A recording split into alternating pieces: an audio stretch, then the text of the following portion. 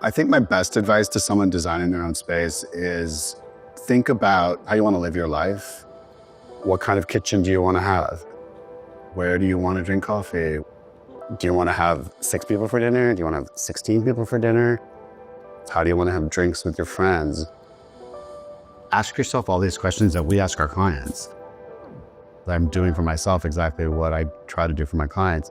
Give myself a home that's right for me, just like I'm trying to help my clients create a home that's right for them. I'm Robert Stilin. I'm an AD100 designer based in New York, and I'm going to take you behind the design of my new loft in Red Hook, Brooklyn. I found out about this loft in this building about 8 years ago. I had a close friend of mine who was living in Red Hook, and he and a bunch of his friends were talking about this amazing new industrial loft building on the waterfront, and it was exciting, and I was intrigued.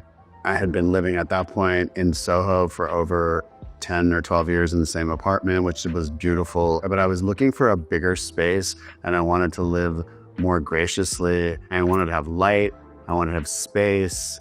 The minute I came to this building, I was like, I think I'm gonna live here. So this building is called the New York Dock Building. It was built in the early 1900s as a warehouse for things coming and going on the ships that still continue to come and go in front of this apartment in this beautiful shipyard. And over the course of time, ended up being an empty, abandoned building.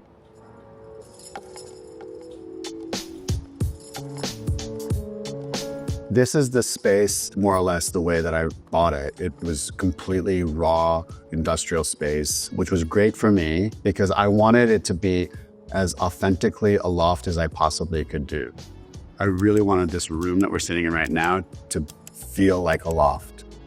I was much happier to expose all the heating and air conditioning than build a soffit out of drywall to hide it. I kept all the columns, we didn't touch them. If they had graffiti on it, we left them. If they had paint marks on it, we left it. There's all this history here. And I think that that's important in design, and the history and the age and patina of things. You're sitting in a chair that's 60 years old. You're sitting on a rug that's 90 years old. It's not perfect. It has age in it. It has the history of other people who lived on it.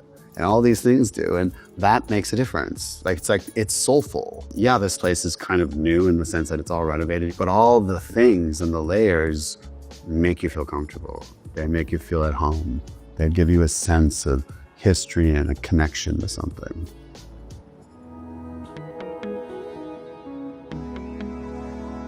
When I was working with my architect, Mark Geddes, to sort of come up with a plan for this apartment, I really wanted to keep the loft space on the water side.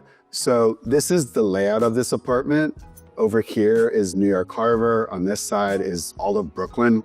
You get sunrises on the bedroom side. You get sunsets on the loft side. And on the water side, you have these expansive 180-degree views. You're overlooking the entire New York Harbor. We have the shipyards here, the Statue of Liberty, Governor's Island, all the way from the shipyards of New Jersey, Lower Manhattan, the financial district. You can see the Chrysler Building. You can see the Brooklyn Bridge.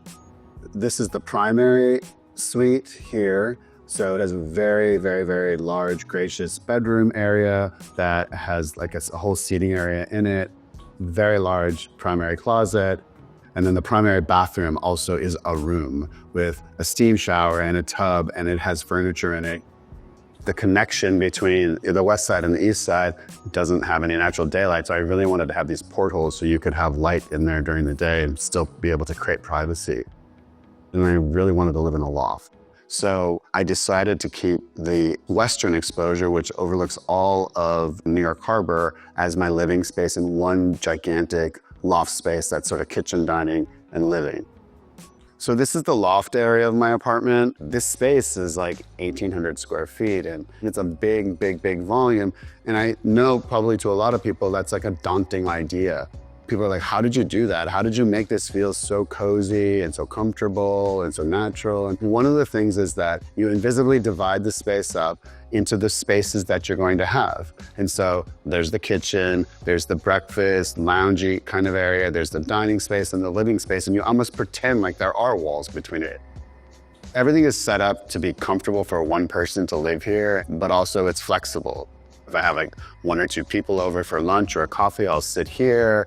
If I want to have like a drink with someone, I might sit here. It could be a one-on-one, or I could have like 10 or 15 people over there. There isn't one chair or seating surface in this apartment that's not comfortable. I'm still a huge proponent of shopping and seeing things in person and trying them out. And I'm often baffled today when there's so much consumption online of like things for the home, and I don't know how people do it. Things are not always the way they look, and things are not always the size they said they were. Like, I can't say to a client they're comfortable unless I sat on them. And I don't want the responsibility of endorsing them if I didn't sit in them. Every single piece of furniture in here, I tried out.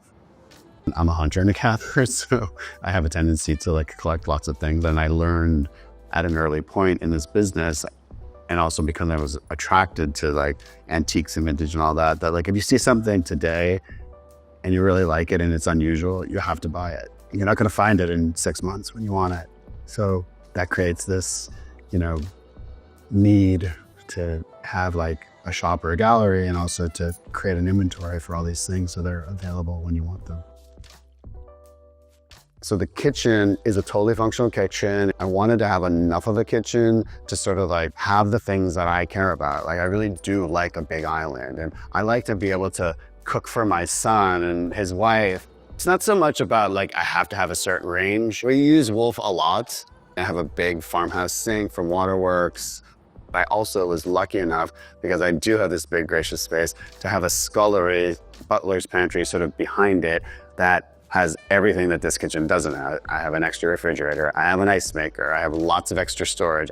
When I like to have things on site in terms of like the cooking things, because it's just easy to get them. And I like to have the things around that are usable and functional. And also I think the layering makes things cozier and just has a more like organic feeling to it.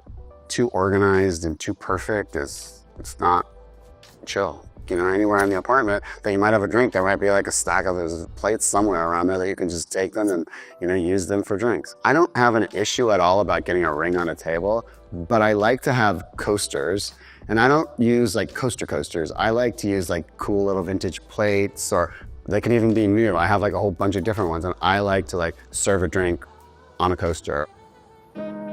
So this is my bedroom. I have Brooklyn in front of me. I feel engaged, but I also feel sort of, Red Oak is super peaceful and quiet at the same time. And the sun comes up and there are these beautiful shadows on the wall, on top of the art. It's kind of on the big side, which is why I wanted to move into this apartment. I really wanted to live in like a more gracious way. So I've had some parties here, and like people love to come into this room and hang out. And if I have 50 people over here for cocktails, people wind over into this room, and my bathroom is really quite large and has this furniture in it. It feels good to sort of like share my life with other people. I have never personally had a bathroom that was quite this large. It's an extension of my room. It's an extension of my life. And I like to take time getting ready, and I sit in that bathroom in one of those chairs a lot. I really love this room because I'm surrounded with so many things that are so meaningful for me and that I've collected over the years, some 20, 30 years ago, some pieces that I just found in the past year, or even a week or two ago. This chair, which is designed by the Campana brothers, who I've known for a long, long time, I really enjoy what they do. Their work has like a sense of humor, and it's functional, and it's beautiful, and it's unusual and unexpected. This chair came up for auction, and it sort of just, it worked out that I was able to get it, and I'm happy to have it here for those reasons, in addition to the fact that it is like an attention getter, and people, they're so curious about it, and it's actually super comfortable. And I'm a big believer in design is great, but if it doesn't function, if it doesn't work, it doesn't really make any sense to me. I'm connected to everything that I have in this apartment. I think I have 300 or 400 works of art in this apartment. I have personally purchased every single one of them. Every single one has a story behind it.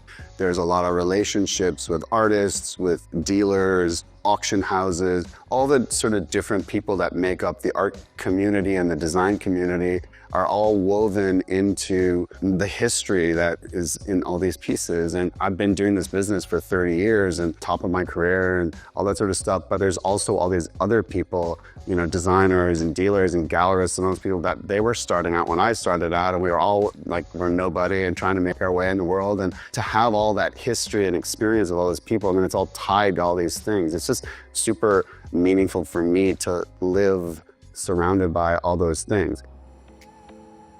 Like, I have no academic education in this business. I didn't go to design school, I didn't go to architecture school, I didn't go to landscape architecture school, I didn't go to construction school, I didn't go to any of it. So I think it's really important to trust your feelings and talk to people that you know in your life that you respect their opinion about that thing. Talk to people who know about design and furniture and art and all that and see what they say. And then see how it resonates with you. Get the best advice you can get. But also, I think mostly trust your instincts. If you love it and it's functional, it's gonna work out. You have to pay attention to the needs and the restrictions and all that you have in whatever your space is. But if you buy things that you love, and you buy things that have purpose and they have function. If you buy a chair and it's comfortable and it's gonna be your dining chair and you sit in it and you feel like I could see myself sitting in it, and then you pick a table and you do the same thing, and you do that for everything, it's gonna work out.